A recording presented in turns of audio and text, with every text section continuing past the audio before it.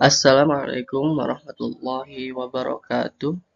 Perkenalkan, nama saya Muhammad Salim Raihan Zubaidi, mahasiswa Universitas Linggabuana Sukabumi dengan NIM 1032500108. Fakultas Sosial dan Ekonomi.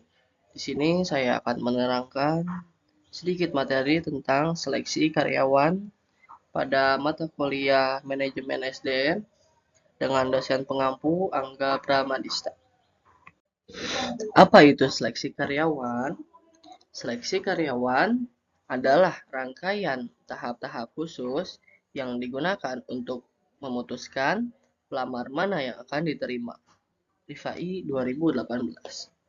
Sedangkan menurut Gary Dessler pada tahun 2015 mengemukakan bahwasannya ada 3 hal yang menjadikan seleksi itu merupakan hal yang penting dalam suatu organisasi atau perusahaan, yaitu pertama, prestasi perusahaan sangat bergantung pada bawahan. Karyawan dengan keterampilan yang tepat akan melakukan pekerjaan yang lebih baik bagi perusahaan.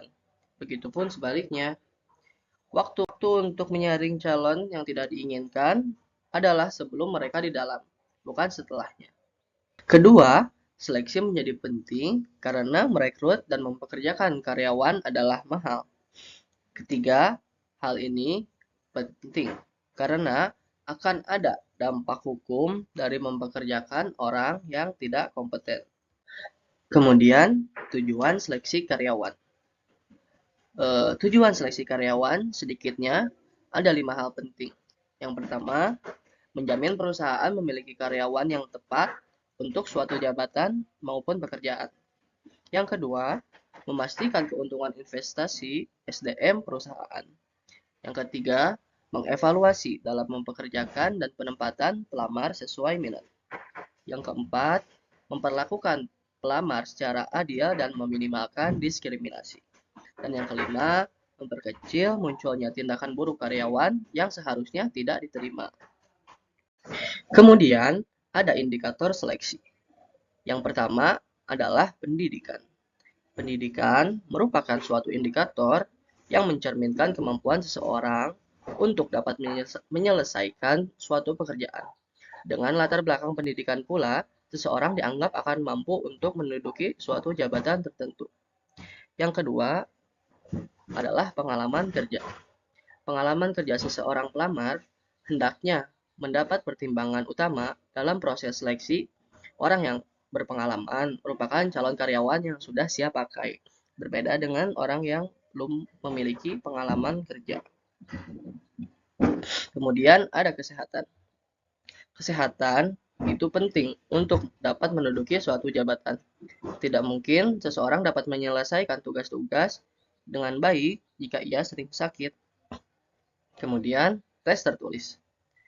Tes tertulis tujuannya mengukur sejauh mana kemampuan pelamar, mulai dari kemampuan verbal dan keterampilan kualitatif sampai pada kecerdasan persepsi.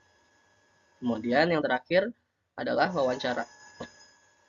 Wawancara merupakan suatu bentuk percakapan yang formal dan mendalam yang diadakan untuk mengevaluasi pelamar. Wawancara akan mencari dari 3 pertanyaan dasar, yaitu dapatkah pelamar mengerjakan pekerjaannya? Kemudian, akankah pelamar mengerjakan pekerjaannya dengan baik dan tepat bagi pelamar dibandingkan dengan pelamar yang lain? Kemudian, yang terakhir ada wawancara. Wawancara merupakan suatu bentuk percakapan yang formal dan mendalam yang diadakan untuk mengevaluasi pelamar. Dapatkah pelamar yang mengerjakan pekerjaannya? Akankah pelamar mengerjakan pekerjaannya dengan baik dan tepat bagi pelamar dibandingkan dengan pelamar lain yang dipertimbangkan untuk mengerjakan pekerjaan tersebut. Kemudian proses-proses seleksi.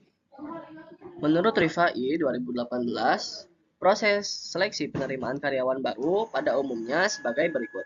Yang pertama ada wawancara awal. Proses wawancara awal ini bertujuan untuk menghilangkan para pelamar yang tidak memenuhi syarat yang ditentukan oleh organisasi berdasarkan data informasi yang diberikan oleh pelamar kerja. Kemudian, yang kedua ada pengujian seleksi. Pelamar yang dinyatakan lulus pada proses wawancara awal akan diuji untuk menilai seberapa baik pelamar tersebut dapat melakukan tugas yang berkaitan dengan pekerjaan yang dibutuhkan oleh organisasi. Biasanya, pengujian ini berupa pengujian kemampuan, pengujian keterampilan, pengujian pengetahuan umum, dan lainnya. Kemudian yang ketiga, wawancara ketenaga kerjaan. Langkah selanjutnya dalam tahap seleksi adalah wawancara kerja. Wawancara kerja ini merupakan interaksi antara wawancara dengan pelamar yang berpotensi untuk diterimanya menjadi karyawan. Kemudian ada pemeriksaan latar belakang. Pemeriksaan latar belakang merupakan referensi suatu proses untuk melakukan verifikasi terhadap informasi yang diberikan oleh pelamar.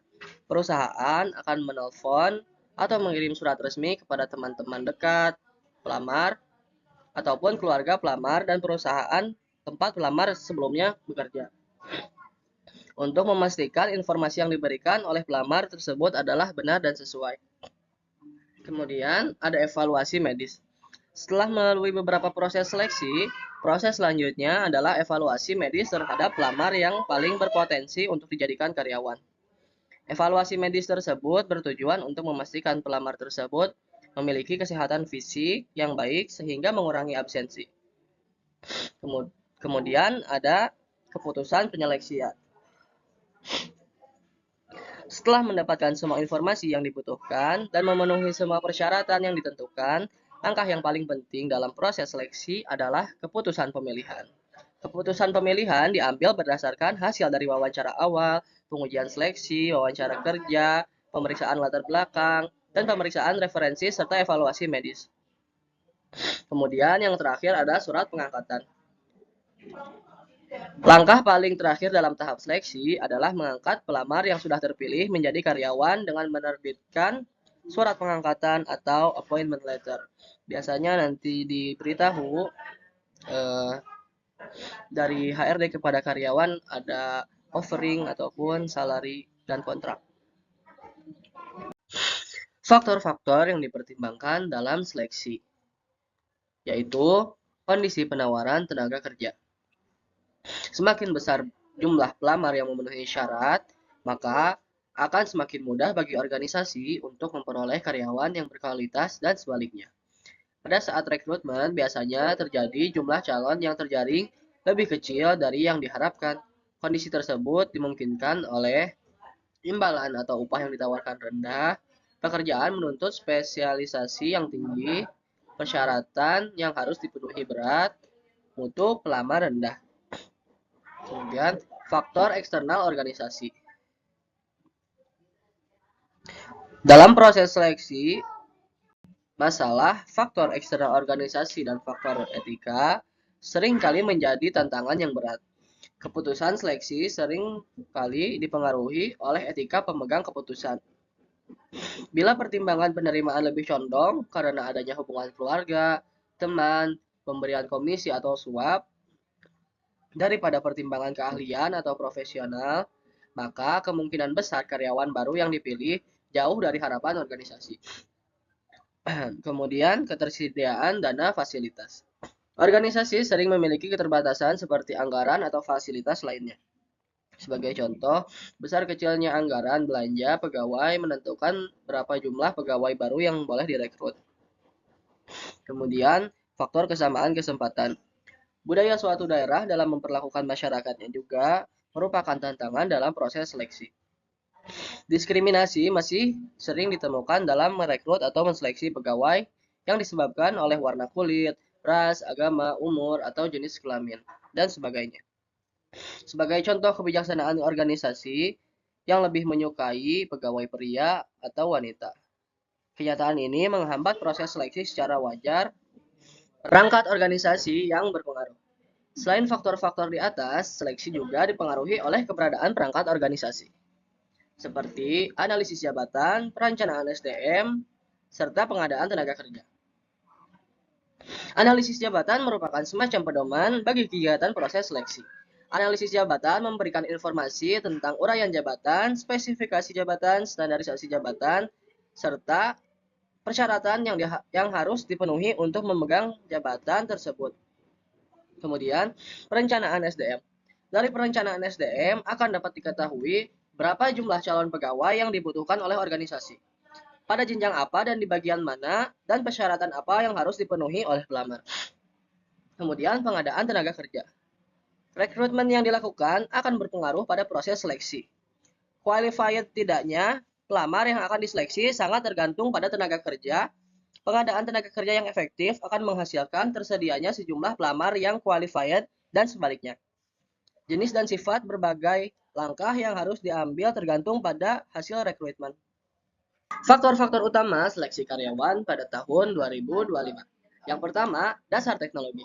Tahun 2025 menuntut hampir semua posisi memiliki pemahaman dasar teknologi, seperti penggunaan alat kolaborasi digital, analitik data dasar, kemudian kemampuan beradaptasi dengan sistem otomatisasi dan AI.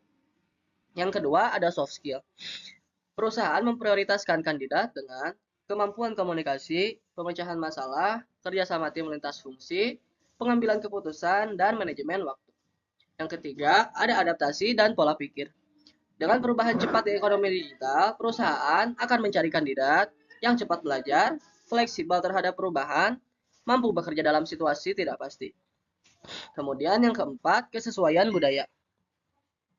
Seleksi kini tidak hanya melihat kemampuan teknis, tetapi keselarasan nilai, etika kerja, kemampuan bekerja lintas generasi dan budaya, kontribusi positif terhadap keragaman tim. Kemudian kemampuan analisis. Banyak keputusan bisnis kini berbasis data. Perusahaan mencari kandidat yang mampu memahami data sederhana, menarik kesimpulan logis, mengambil keputusan berdasarkan bukti.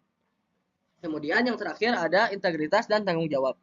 Di era informasi cepat, reputasi perusahaan rentan. Karakter seperti kejujuran, transparansi, profesionalisme menjadi faktor seleksi yang semakin penting. Kesimpulannya, proses seleksi karyawan yang efektif menggabungkan berbagai metode penilaian untuk memilih kandidat terbaik.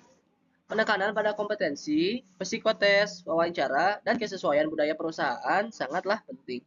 Dengan tim rekrutmen yang profesional, perusahaan dapat memastikan perekrutan yang berkualitas dan mendukung pertumbuhan jangka panjang. Hatur thank you. Wassalamualaikum warahmatullahi wabarakatuh.